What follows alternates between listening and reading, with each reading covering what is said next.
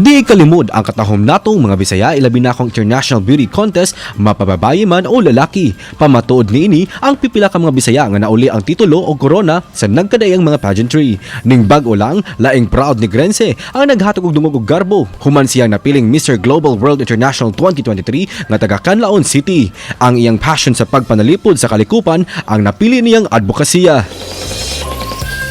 Mga kapuso, let's welcome sa programa Wayne Banaybanay, Mr. Global World International 2023. Good morning, Wayne, and welcome din sa GMA Regional TV Live. Kindly greet all our kapuso. Good morning to all the avid GMA Kapuso listeners and watchers out there. Thank you so much for having me in this show, and I'm really honored actually to be invited in this GMA Regional TV Live program.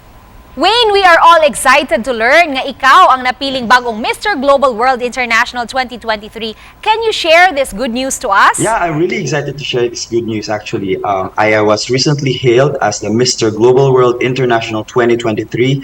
That was a international pageant held at Malaysia during July 27 to July 30. I'd like to share that it was not an easy journey for me as well because I had to put in so much effort, time, money, and connections towards this event and this activity. But hopefully,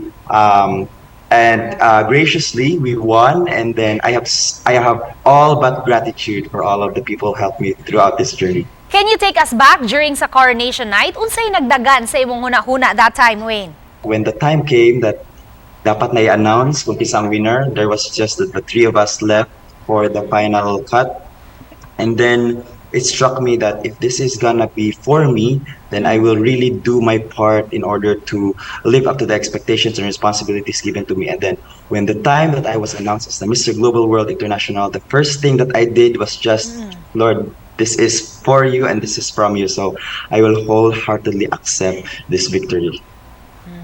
As Mr. Global World International 2023, unsay advokasya nga buot nimong ipalanog? I mean, it's no surprise that my advocacy is about environmental conservation because here in the Visayas, especially in Negros, Cebu, and all of its neighboring islands, we are very prone to pollution, especially with our seas. So I am advocating for that environmental protection, especially marine conservation. Wayne, aduna ka ba'y buot pasalamatan sa imong kadaugan? A lot of people, actually, I am overflowing with gratitude with a lot of people.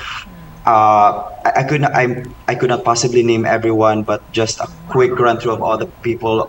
To my family, to my team, especially Aki and Allen, to Sir Glenn, to those people who helped me to go there, especially my sponsors, my dentists, my doctors, my photographers, my stylists, my makeup artists, those people who cheered me on, even the unsung heroes, the drivers, the porters, everyone that has shaped me to become the Mr. Global World International 2023. Thank you very much from the bottom of my heart. This is your victory as well. All right, very well said. And what is your message of hope to all our kapuso, Wayne? Wow, my presence here is a testimony of God's love and God's grace for all the people watching in Eastern and Central Visayas. So my message of hope for all the people is to keep fighting. Keep fighting on a daily basis. Achieve small things so that you become successful. You will receive that success that you deserve. And most importantly, believe and have faith that God is with you along all your journey, along all your walks, and along all your triumph. Because it is always from Him and for Him. Okay, daghang salamat, Wayne, sa iyong paghatag og oras sa among programa. And that was Mr. Global World International 2023, Wayne Banaybanay.